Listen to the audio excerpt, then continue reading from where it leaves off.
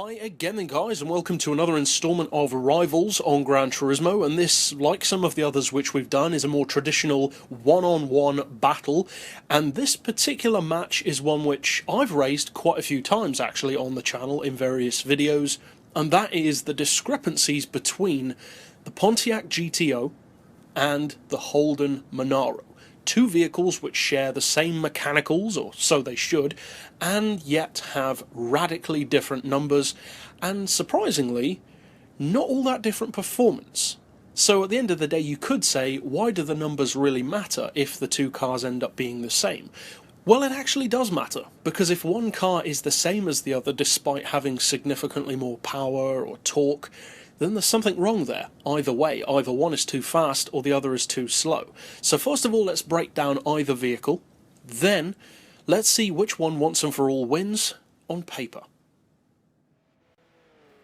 First up we have the Holden Monaro, specifically the Monaro CV8. This is my personal preferred car of the two, for the simple fact that it's just as quick in a straight line as the Pontiac GTO, but from less power, which means that potentially you can have this car in lower power restricted or lower PP event races and still achieve roughly the same straight line performance. Not necessarily the exact same acceleration, but ultimately both cars top out at around the mid to high 250 region.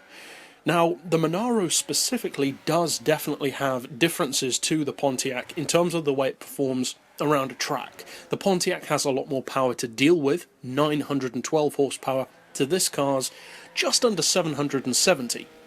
And as I have mentioned in the reviews for either vehicle, the fact that the Monaro does have so much less power to work with and less torque does have a tendency to make it more beginner friendly and easier to work with. But even if you reduce the Pontiac down to the same level, I would honestly still give the Monaro the edge there. Overall, both vehicles are very good in terms of performance for the money, power for the money, and trackability for the money. And the Pontiac GTO in America, through its production run at least, was known for being a good base car.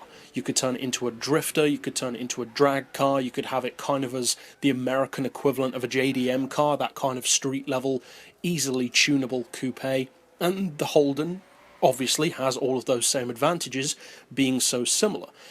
As far as sheer numbers though, and potentially even value, the Pontiac could be better, so let's check that one out. And the reason why I would say that the Pontiac is potentially a better deal isn't necessarily because it's actually a better car around the track, although as you can see from the lap time shown, it was fractionally quicker. But that's kind of the point. It's only fractionally quicker despite having around 150 horsepower more and over 100 pound-feet of torque more. That being said, the Pontiac is also the cheaper of the two. It's more than 10 grand cheaper than the Holden, so it's not a bad car by any means. If you're looking for sheer numbers, especially for a lower price, then the Pontiac is the car for you. Plus, and this is kind of an incidental thing, but it is to be noted that with the Pontiac you have the option of the standard GTO rear wing, or you can remove it, whereas with the Holden of course you don't have that option. Now that's a very petty thing, but it's to be noted. Some people will want that wing, others won't.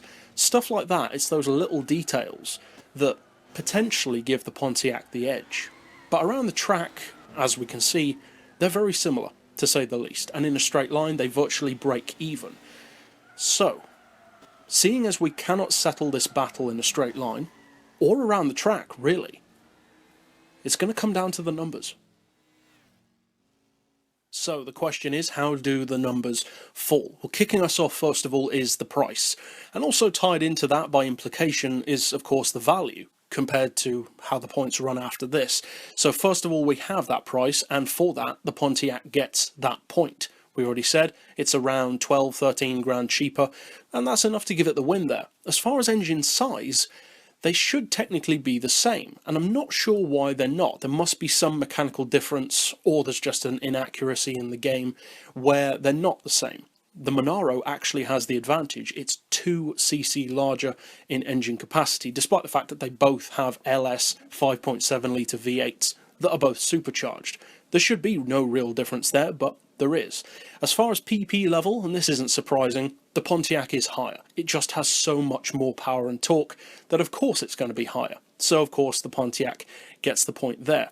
Also, as far as power and torque, we've established a number of times 912 horsepower, 855 foot-pounds of torque just dominates the Monaro. But that being said, do not underestimate the Monaro. It still has supercar levels of power and torque. What then as far as weight? Well, interestingly, the Monaro actually has the advantage there. 1332 kilos to the 1358 on the Pontiac. So that's to be noted. It's not a huge difference, but it's a difference nonetheless, and earns the Monaro a crucial point.